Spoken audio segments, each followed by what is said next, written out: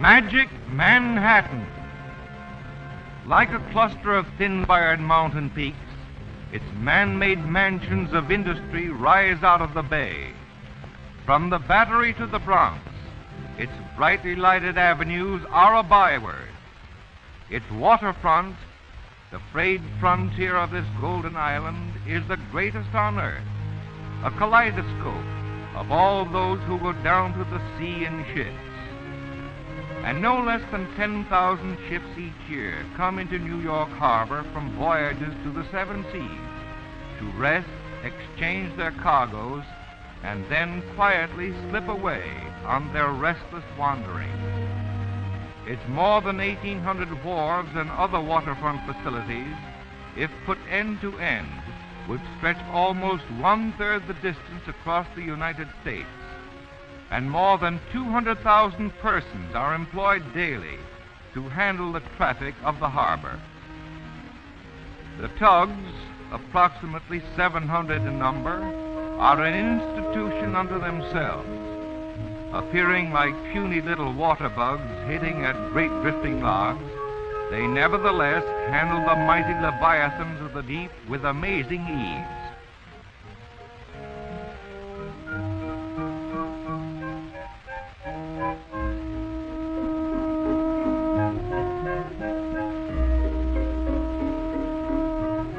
Innumerable are the types of seagoing craft in the harbor, from the most modern of ships to picturesque four-masted schooners, reminiscent of wind-jamming days of the almost forgotten past.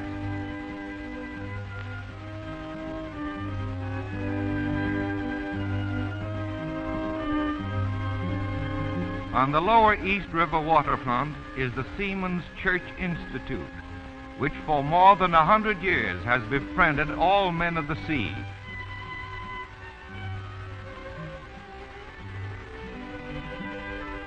Thousands of barges carry thousands of products about the harbor.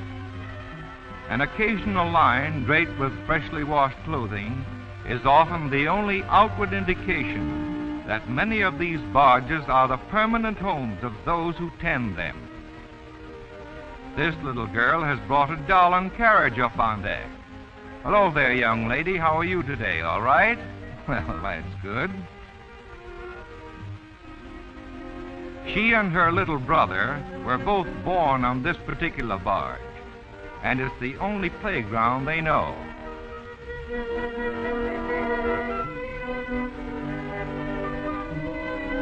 Sunrise over the lower East River always discloses long lines of sturdy little schooners tied to the wharves at the foot of Fulton Street. Here at the famous 100-year-old Fulton Fish Market, boats come periodically from near and far to unload their catch within the shadow of the towering skyscrapers of lower Manhattan. Some of these fishermen have caught their cargo as far away as the coast of Nova Scotia, or as far south as stormy Cape Hatteras on the coast of North Carolina. The Fulton Fish Market, of which this is but one pier, is the largest wholesale fish market in the world. Each year it handles approximately 500 million pounds of seafood of more than 100 different varieties.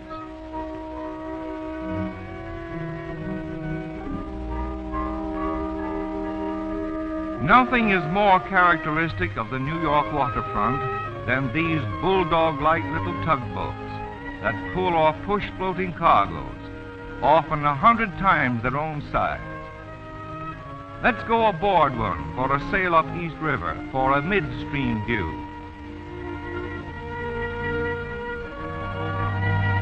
There's the famous Brooklyn Bridge. For more than half a century, it has proudly spanned the broad East River and watched the ever-growing skyscrapers. First of New York's great bridges, yet its 14,000 miles of cable continue to defy the ravages of wear and time, and it still retains its place as one of the principal thoroughfares to Manhattan.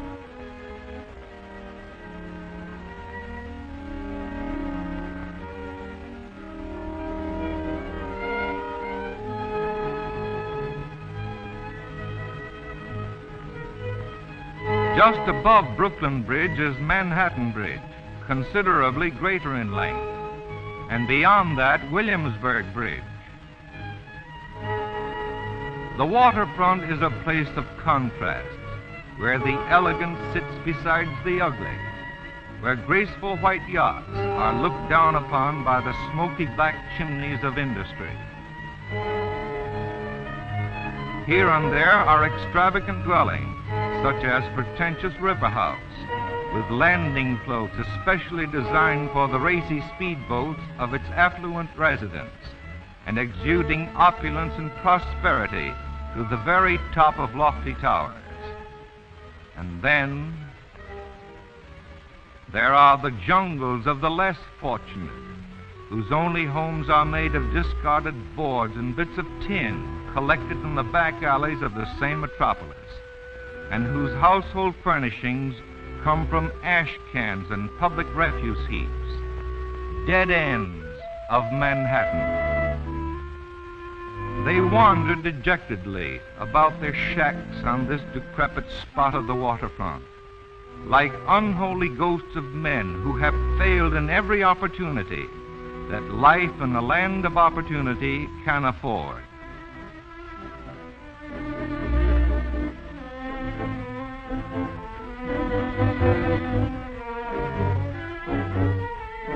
Some of the backwater bends and little used coves become the grave of harbor derelicts, barges, tugs, and other craft which have completed their life of usefulness and have been abandoned to sink and rot.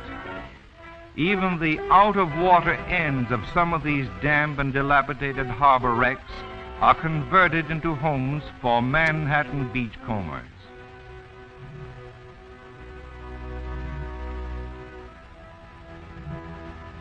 In the less repellent little bays are occasionally to be found somewhat more pretentious improvised living quarters, neat homes built on deserted barges, lifted above the mire and murky water, with clean window curtains and front porches that look out across beached and sunken hulks of various types, sizes, and stages of wreckage, warehouses and sprawling factories, and the homes of other waterfront squatters.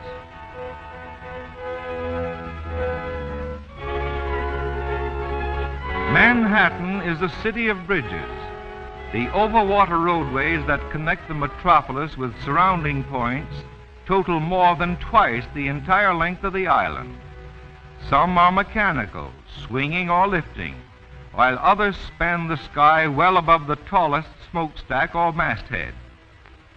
This is one of the less lofty spans of the great Triboro Bridge, a mere segment that straddles the Harlem River, high enough for tugs and other small craft to go underneath, also capable of lifting like an elevator to permit the passing of large vessels.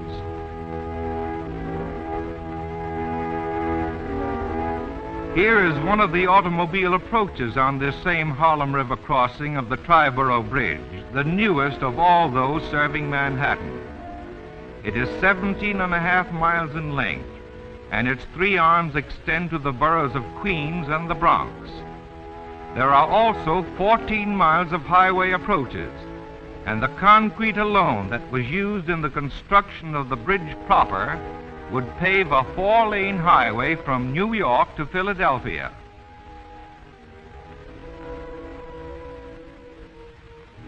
The most imposing part of this great engineering achievement is the suspension part over the East River at Hell Gate, near the point where it spreads out into Long Island Sound. The span is sufficiently high to permit all vessels to pass underneath. Beyond can be seen the famous Hell Gate Bridge, used exclusively for railway traffic. This gives a better idea of the great length of Hell Gate Bridge, looking towards the main span from a point approximately in the middle of the entire structure. Probably the most imposing of all Manhattan's bridges is the George Washington, across the expansive and historic Hudson. Its many traffic arches, curving arches and silver framework are things of beauty. Its towers rise twice the height of any of the other bridges, and this massive structure of steel and concrete reaches gracefully almost 3/4 of a mile in a single span. Skirting a goodly part of the western shoreline of the island is famous Riverside Drive, which looks out across well-hidden railway tracks onto the Hudson, where the battleships of many navies have anchored on parade, and where now and then, even today, an occasional antiquated square rigger can be seen tied to a wharf. The industries of Manhattan's magic waterfront are many-sided and never-ending. The falling shadows of evening bring no silencing to its towering skeletons of steel and fast-dropping and rising clamshell buckets, unloading barges of coal, sand, and gravel, or its great dry docks, capable of lifting great ships so that men may work under their monstrous keels.